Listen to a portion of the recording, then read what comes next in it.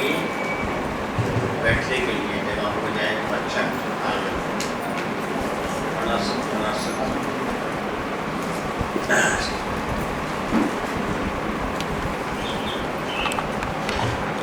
खुशियाँ रखते नहीं चाहिए बुजुर्गों की। आप मानचित एकाग्र करके कर सकते, कुछ नहीं करना, वो शोर डाले, बैठे, खाए, बजाए, नाचे, आप मेरी तरफ ध्यान रखें। सत्यम बोधमय निर्मलम पत्रस्य सर्वेषां कृतं जगदीशं विश्वेनां प्रेषोमितं कामाङ्गपुष्पं च हृदये शिवासिने स्थितं भक्तानां वदनं प्रसन्नवदनं श्रीसद्गुरुं गुरुचरण सरोज मुदमंगल्यागान गोरा जी के शिवन मात्र से नाशत भीगरियनंत तात्य सर्व ब्रह्म में धावत है सब संत। अपने अपने हृदय में सदगुरुदेव जी का पावन ध्यान रखते हुए सभी जय घोष करेंगे। बोलो जयकारा, बोलिए श्री गुरु महाराज की साचे दरबार की श्री निवासी भगवान की जय। गुरु महाराज जी के परम प्यारे संत व संगत, हम गुरु महाराज के चरणों में सत्संग के लिए बैठे हैं। एक सत्संग ऐसा हो जाता करीब महीने सवा महीने बाद मिलजुल कर बैठते हैं, हो गया सत्संग। आपस में गुरु भाई संगत मिलकर बैठने से सत्संग हो जाता है।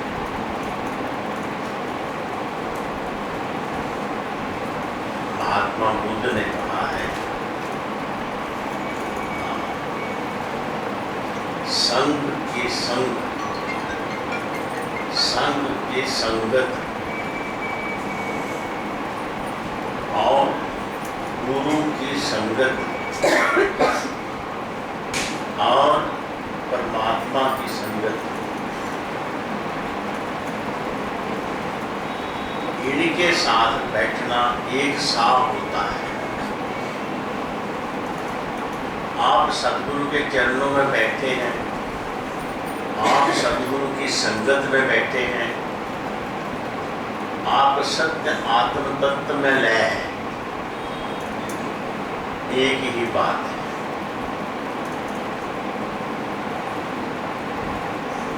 संत का संग करो। रात भी यही हुआ था सत्संग, डॉक्टर कमलेश ने भी यही बताया, किसी का नाम संग करो, संत का संग।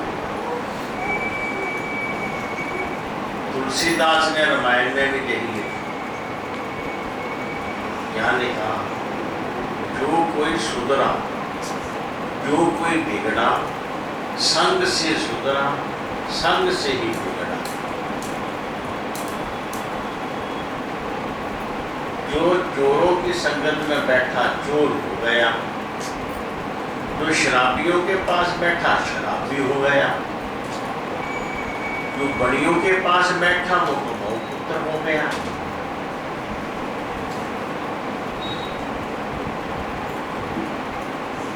ये तो हो गया। बात याद आ गई, बड़े सालों की बात है। मैं कानपुर आश्रम में रहा था,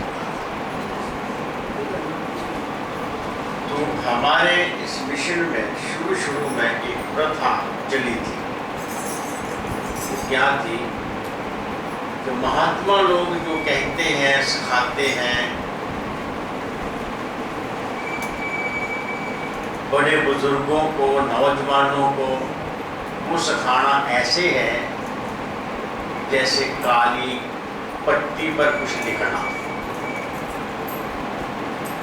वह पट्टी पहले लिख चुकी है, पूरी भर गई है, अब साफ करने वाली है, उस पर कुछ लिखो तो कुछ नहीं समझ आए। और बच्चों को सिखाना पढ़ाना, कोई बात सिखानी ऐसे है जैसे पूरी पट्टी पर आप कुछ लिख रहे हैं,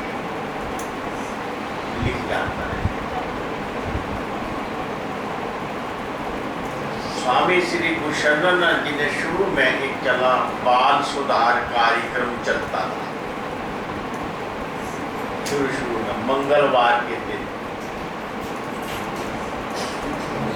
महीना 2 महीने बच्चों को सिखाया जाता, फिर उनकी परीक्षा ली जाती, फिर उनके माता पिता के इंटरव्यू लिए जाते, फिर उनके कितने नंबर बनते, जो बच्चे फर्स्ट सेकंड थर्ड 4 नंबर तक आते उनको पुरस्कार दिया जाता है।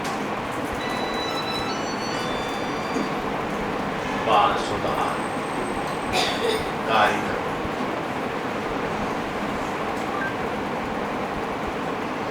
तो क्या सिखाना पढ़ाना है? अभी मैंने कहा अरे बच्चों को कुछ ना करो, कई बार मैं कहता हूँ मुझे बड़ा दर्द होता है जब वो बच्चों के संस्कार खुद माता पिता बिगाड़ देते हैं।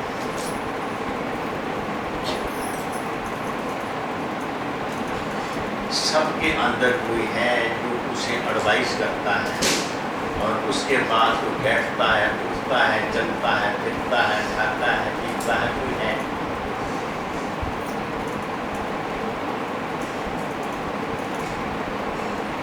इसीलिए 6 साल से पहले तक बच्चे के एक्टिविटी में दखल नहीं देना चाहिए, उसको बाज करना चाहिए, उसे देखना चाहिए, उसकी हिफाजत रखनी चाहिए, खतरे के निशान से बचाना चाहिए, बोल कर नहीं पकड़ कर।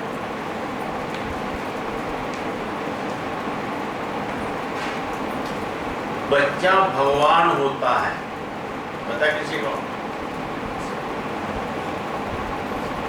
भगवान जो देखेगा सो मानेगा, जो सुनेगा सो। इसीलिए भगवान के सामने सोच समझ कर एक्शन करो, सोच समझ कर बोलो, नहीं तो वो बच्चा जो भगवान है ना, तो बोलोगे सो बोल देगा, उसे क्या पता इसका क्या अर्थ होता है।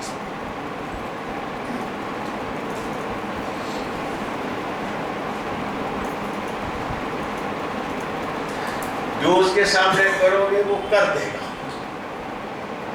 उसे क्या पता ऐसे करने से क्या होगा। इसीलिए 6 साल से छोटे बच्चे के सामने समझदारी से बोलो। कुछ करना है तो देखो, वो देख तो नहीं रहा, जो आप उसे करते नहीं देखना चाहते वो मत उसके सामने करो, जो उसके मुंह से आप नहीं सुनना चाहते मत बोलो उसके सामने, क्योंकि वो भगवान है।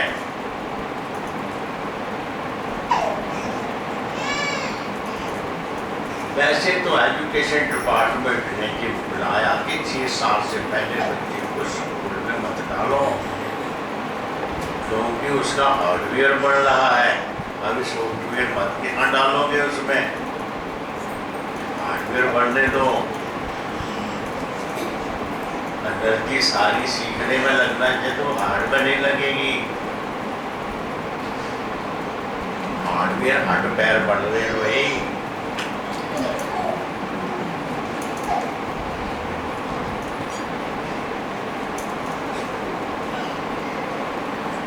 क्या कहा? हम कुछ यहाँ सीखने आए, तो मैं आपको क्या सिखाऊं? क्या सीखने आया? हाय रब्बा, मन बड़ा परेशान है, मन बड़ा दुखी है। इस मन को आप सिखाना चाहते हैं। तुम भाई मन लेकर आओगे तो मन सीख जाएगा।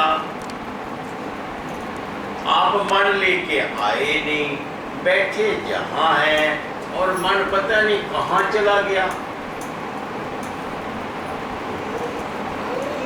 अब कौन सीखेगा?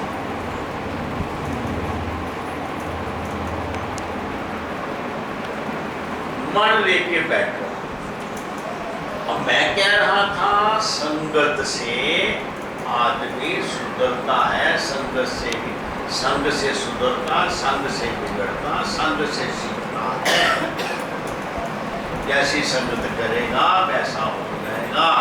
तो मैं बता रहा था कि एक बात के कानपुर में मैं रहता था और उसी प्रकार बच्चों को टॉफी देके, लालच देके, प्यार करके, उनके साथ खेल कर, बातें करके बिठा लेता था अपने साथ। फिर बच्चे आते थे, बच्चों से सेवा करवाता था, छोटे बच्चों से 10, 12, 15 साल से उम्र तक। कोई झाड़ू मारते, कुर्चे मारते, सम्मान करते, इत्यादि सारा काम करते। जब काम काज कर लिया, साथ में मीठ चाट बनहारता, खट्टा मीठा चटपटा गोलगप्पा समोसा इत्यादि वगैरह खाया पिया, बड़े खुश होते।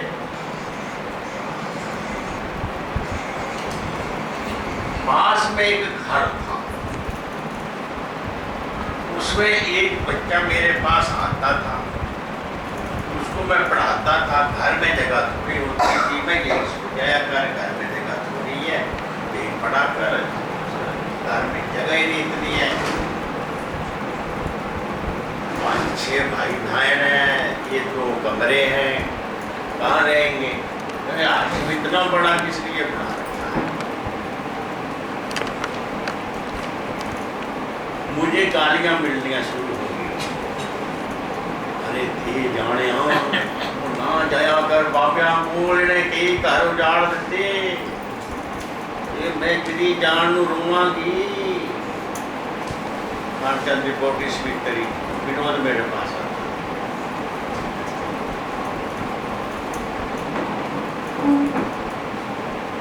भाई रोक ही लिया तो गल भी ठीक है, 3-4 घर तो उजाड़े ही है मैं वहां, ऐसे कोई बात नहीं।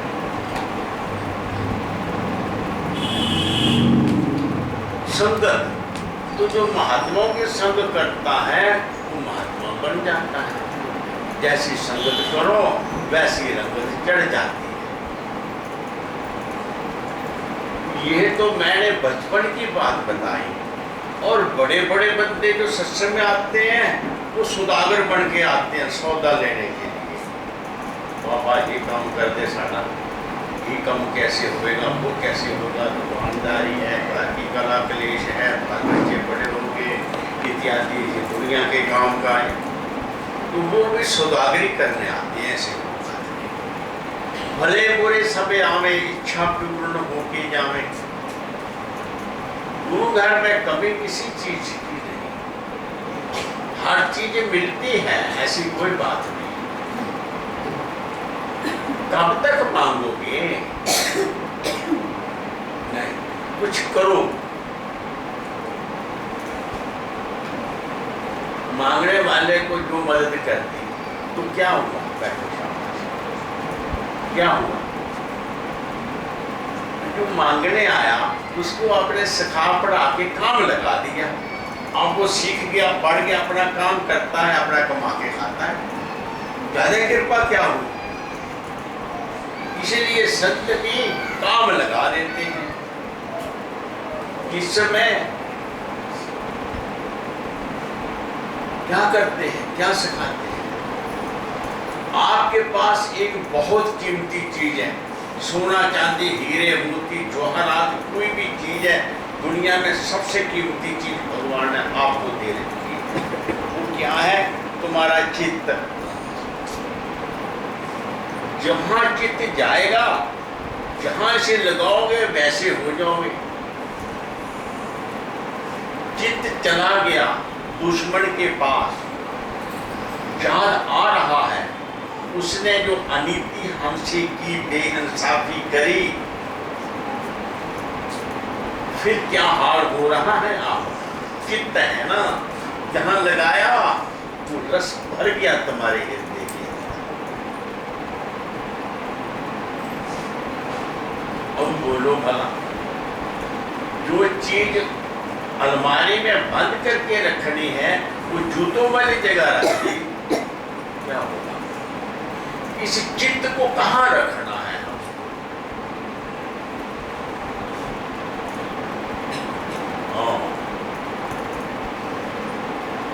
चित्त को सदा कृपा निधान के चरणों में रखो।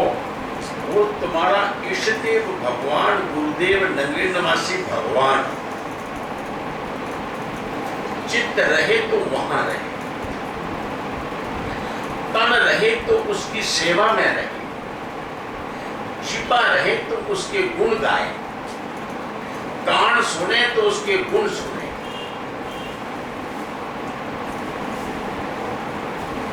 अब बोलोगे ये कैसे हो सकता? हम तो गृहस्थी होते हैं, हमें दुनिया की बड़ी बातें सुननी है, बड़ा कुछ देखना है, बड़ा कुछ सुनना है। ये हमारे वक्त क्या गुरु महाराज को देखते रहे?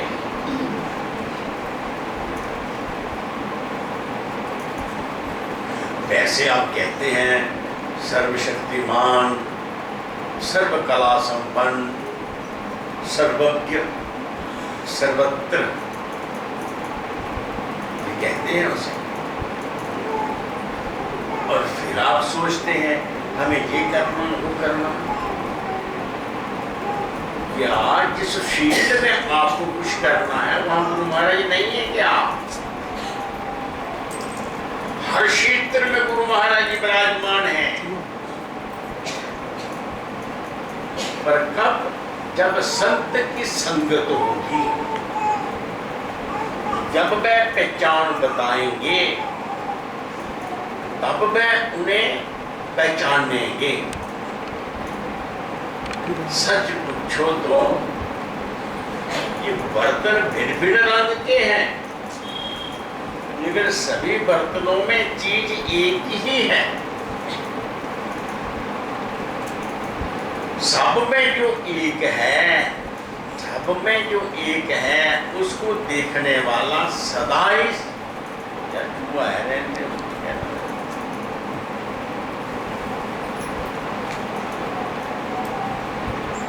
उन्हें जुआ जो उधर चला गया ना भाई,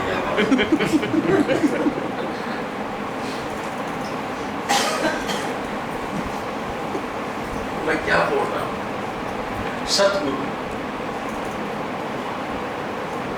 एक बंदा कहने लगा कि सतगुरु का चिंतन तो करें, तो कितना सारा प्यार करें, मैं ज्यादा नहीं, बस इतना ही जितना शरीर के साथ करते हो,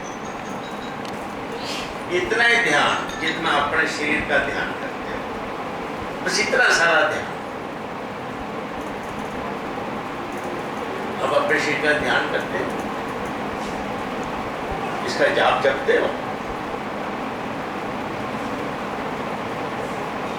बस ऐसे, और कुछ भी नहीं।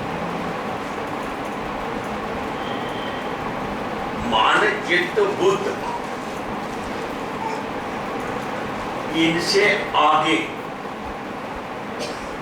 जब चेतना पहुंच जाती है, इसीलिए हम चिंतन नहीं करते शरीर का। पर कैसे चिंतन होता है? आप गए रेलवे स्टेशन पर, गाड़ी बहुत लेट है, 4 घंटे, एक बेंच पर आप लेट गए, बेंच है 1.5 फुट चौड़ा, उस पर नींद कर लोगे, नीचे नहीं गिरोगे। कौन चीज का ध्यान रख रहा है?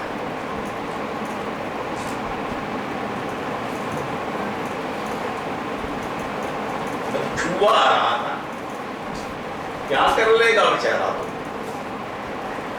तो हाय हाय करके भाग जाएंगे।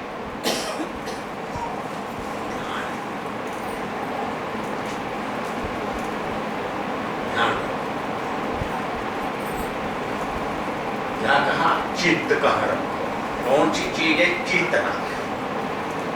इसी चेतना को सदा मन के साथ जोड़े रखो। एक बंदा कहने लगा क्या सेवा करें, मैं इतनी दूर रहता हूँ, मैं यार तू जो कुछ भी करता है वो सब सेवा ही सेवा है, सिर्फ आपको पता नहीं।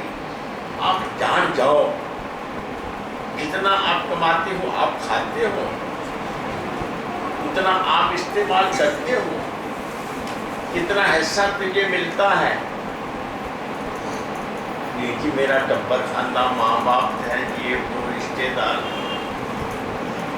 ये बता कि वो तूने बनाए, उनका मालिक कौन है, उन सबके अंदर कौन सी पावर है, जिस पावर से वो चल फिर रहे हैं, उन्हें भूख प्यास लग रही है, डिमांड हो रही है। वो तो मालिक गुरुदेव ईश्वर है, वो सबके अंदर रहकर खाता है, तुझे पता ही नहीं। तू तो अपनी ममता में ही डूबा रहता, अपने मोह में ही डूबा रहता है। इससे बाहर निकल के देखे तो पता चले।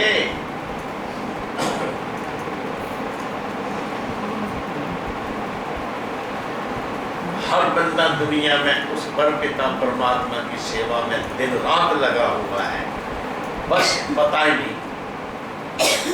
तो हो क्या गया? लक्ष्मण ने पूछा माया क्या होती है? राम ने बड़ी जल्दी बता दिया। कहते लंबिया कहानियां तो लोग, हमने महाराज जी को पूछा, महाराज जी हम आपसे बात करें तो 2 बातों में कहानी खत्म। और कई लोग ऐसे आते हैं तो उसमें आधा घंटा पर उनकी बात सुनते चलाते रहते हैं। करना क्या है? बात तो छोटी सी, जिसे करना है उसे 2 शब्द बहुत है। राम ने 2 शब्दों में बता दिया लक्ष्मण जी को। क्या है माया?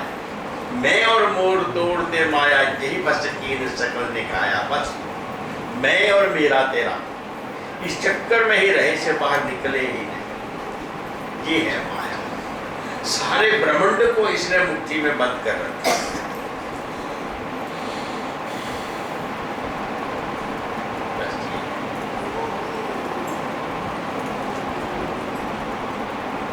ना मैं, ना तू, ना मेरा, ना कुछ।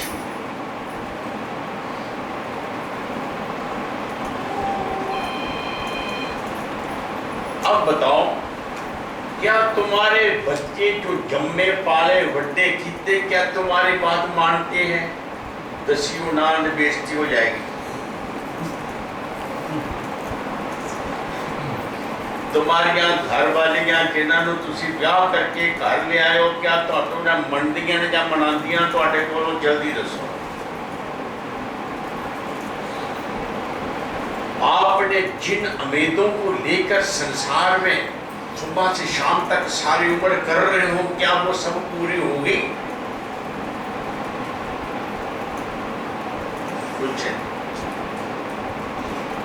करे कनाए आपे आप मनुष्य के कशु नहीं हाथ।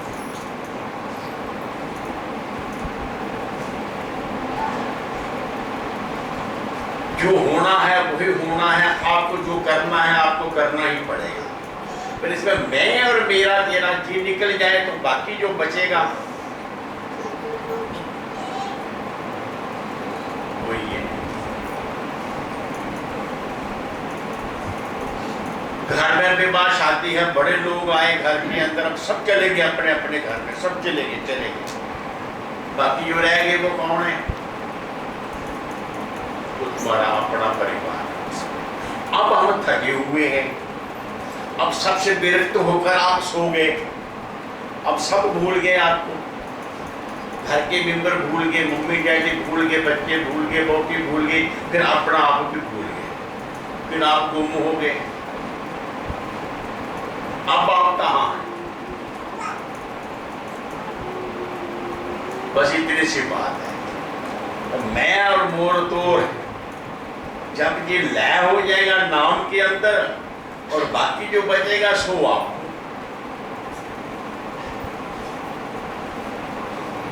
तो कितना प्यार करो सतगुरु से, कितना सारा शरीर से, देश जाने में हर समय हमारी वृत्ति इस शरीर की सेवा में ही लगी रहती है। मैं क्या कह रहा था? तन सेवा के लिए, मन सतगुरु के लिए।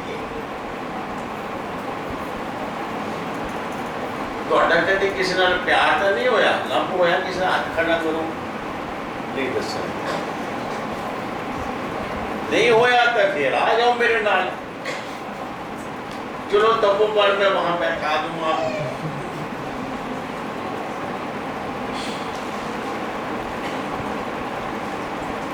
ਤੁਹਾਡਾ नहीं होया ਤੁਹਾਨੂੰ शर्म आती कहन लग होया, मेरा तो होया। नहीं होया होएगा वो भाई जिहदे नाल प्यार हो जाए हर वक्त ਉਹਦਾ ही ख्याल बनया रहता।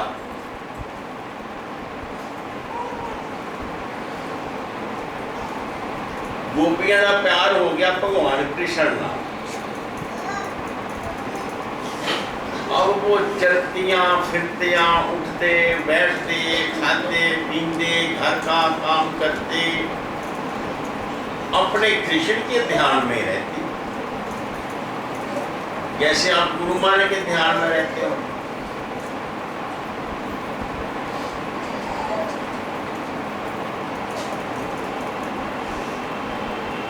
चलो मैं इस किस्से को ज्यादा क्या फेंचूं।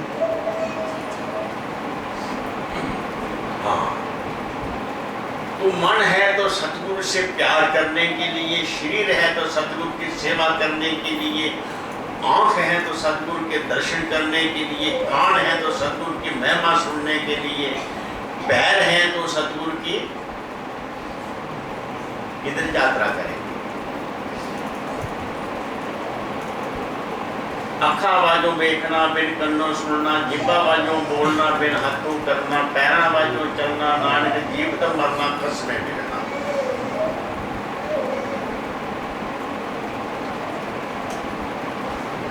जब आप किसी कर्म में करते करते करते उसमें लय हो जाओगे तो कर्म होता रहेगा, वो नहीं रुकता, वो शरीर के अधीन भी नहीं है।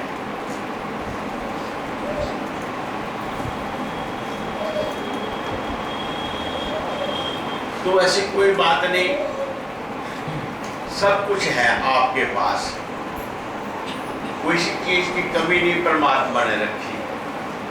लेकिन ईश्वर ने हमें जो दौलत दी है जहां मर्जी हम खर्च करें, लेकिन याद रखो जिस मालिक ने हमने जो कुछ दिया जब उसके हवाले कर देंगे तो वो सुरक्षित रहेगा और बढ़ेगी, पावर कम नहीं होगी। मैं मोरी के चक्कर में, मैं और मोड़ तोड़ के चक्कर में हम क्या करते हैं? हजूर एक दिन फरमाने लगे, एक नौजवान बंदा है, उस तरह आया, उसके हाथ में उसने शेव करा के बड़ा सुंदर बैठा, और बंदर देख रहा था, बंदर ने ले लिया वो उस तरह, वो भी अपनी शेव करने लग गया।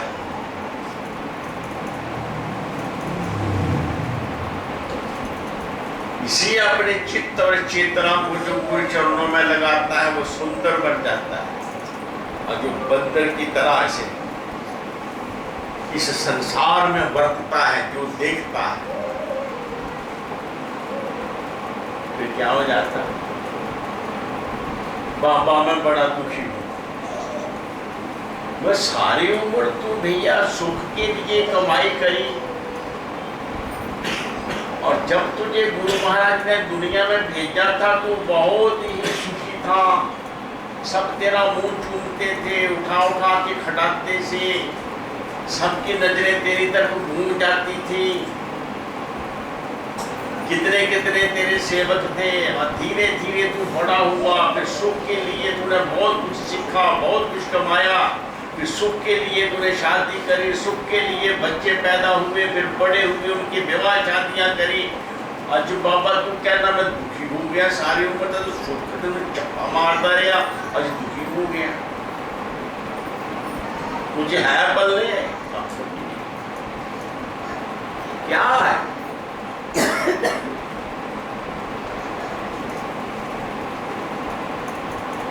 कहाँ भागे हम? क्या हुआ? जिसको पकड़ रहे थे वो हाथ ही नहीं आया, हम धोखे में रह गए। पंछी की तरह शीशे में देख देख कर फूंके मारते रह के अपनी चोंचे तोड़ डाली।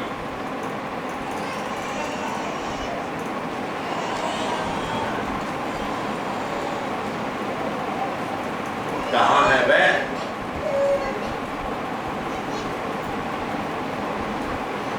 सदगुरु के पास गए। गुरु महाराज बड़े दुखी।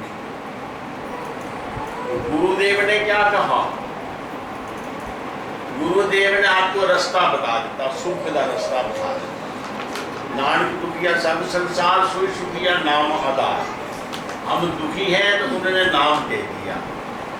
कहा तुम ऐसे नाम में रहो जैसे दरिया को पार जाना है तो हम किश्ती में बैठ जाते हैं और किश्ती को छोड़ते नहीं, उसमें बैठे रहते हैं, किश्ती पार ले जाते हैं। इसी प्रकार नाम चित्त में रख, नाम चित्त में रख, बस।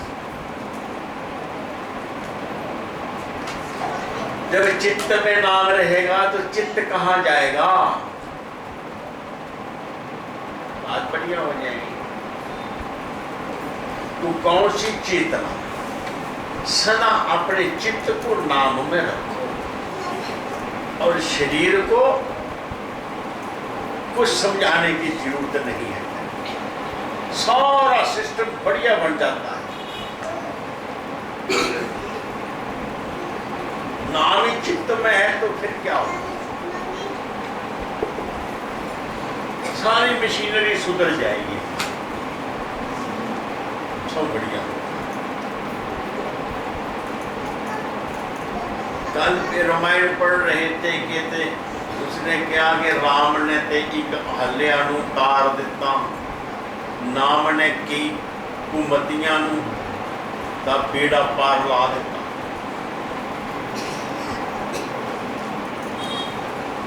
तो सतगुरु ने कहा नाम जपो।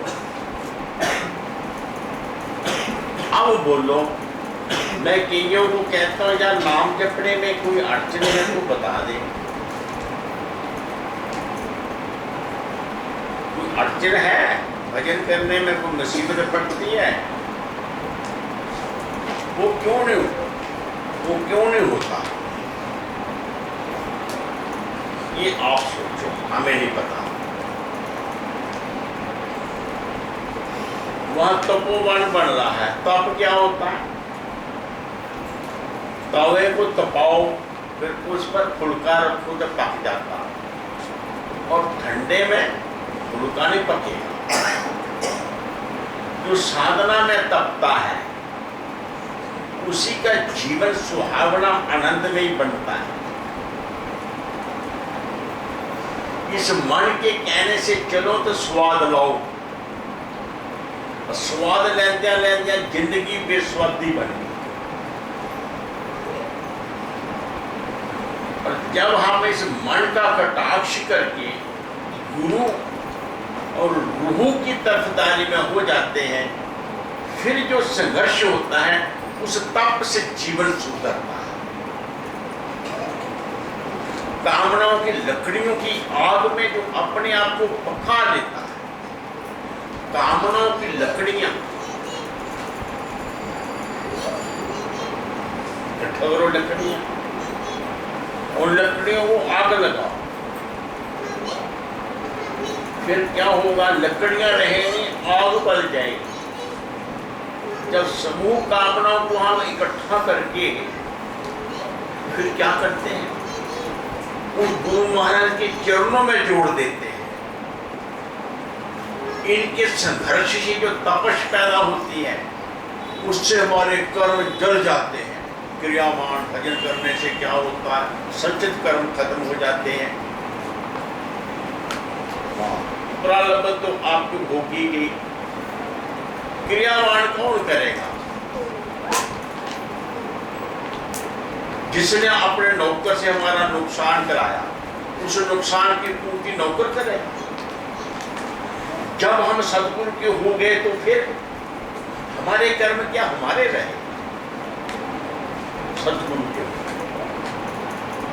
इसी प्रकार तीनों प्रकार की कर्म, संचित, क्रियामान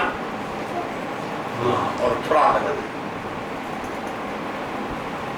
भजन करने वाले के दग्ध हो जाते। और जब तक कर्म हमारे बाकी हैं तो आप विकल्प से नहीं छूट सकते। जितना मन रखे हैं ना उससे नहीं छूट सकते। इसलिए भजन किया करो, हर वक्त सेवा में लगे रहो। बस है तो बहुत औखा काम। हाँ, ये आपको भी पता है, ज़्यादा झगड़ा मुझे क्या करना है।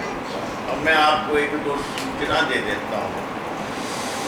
कोई मुझे कहता है मैं खामखा ये करता है वो करता है। मैं कहता हूँ गुरु महाराज की इतनी संगत है, मैं इसको काम लगाए रखूँ। इसीलिए आपके लिए बड़ा कारखाना बना रखा, बड़ी अपॉइंटमेंट है मेरे पास, बड़ी डिमांड है सेवादार। जितने सेवादार आओ सबको काम लगा दूंगा। गुरु घर में हर तरह का बंदा, उसको हर तरह की सेवा करने को मिलनी चाहिए। इसलिए नंगली साहब में कहा मिशन से आगे बढ़ते चलो, बहुत सारे काम हैं। अभी कोई कह रहा था वो जंगल में कौन जाएगा, तपोवन बना दिया, कौन नाम जपता है। तो घर में लोग भजन नहीं करते तो वहां जंगल में भजन करने जाएंगे। देखो, अरे तुमने सारी जिंदगी किसी इच्छा के लिए इतने काम किए, वो इच्छा पूरी हुई? सुबह से शाम तक लगे रहते हो किसी इच्छा के लिए, वो पूरी हो गई? मेरी भी ऐसे पूरी नहीं होती। हम भी काम लगे रहेंगे, काम लगे रहेंगे। एक बंदा कहने लगा तो हर वेले की करता रहे, मैं काम चुप करके नाम जपा पाए। मैं क्या भैया नाम कैसे जपूंगा? अगर मैं कामड़े को बेला रहूंगा जब वो पंगे करांगा फिर की होगा। इसीलिए बेले ना रहो, खाली मत रहो, कुछ ना कुछ करते रहो। बेला मान शैतान का घर। वो तुझे बेर काट के नंगली साहब आया करो। जिस तरह मिलिट्री वाले ने 2 महीने की छुट्टियां मिल जाती है, घर चले जाते हैं। कभी तुझे सोचा कि मैं जिंदगी 4 दिन छुट्टी ले लूँगा इस दुनिया को? साल से 4-6 दिन 15 दिन छुट्टी लेके मैं अपना काम भी तक करा। जिस काम का कोई हिस्सेदार नहीं, वो कौन सा काम है जिसका कोई हिस्सेदार नहीं? बोलो। रुपये कमाओगे, वंड जाने थोड़े सीखी आने, कुछ भी करोगे, लेकिन आप भजन करोगे, गुरु सेवा करोगे तो उसका कोई हिस्सेदार नहीं। वो काम नंगली साहब आप तो वो सब साधन पड़ रहे हैं जरी के, किस बहाने से और किस जरिए हम अपना कर्म गुरु चरणों तक पहुंचाए, बहाने हैं। उस तार साठ तपोवन का योग केंद्र,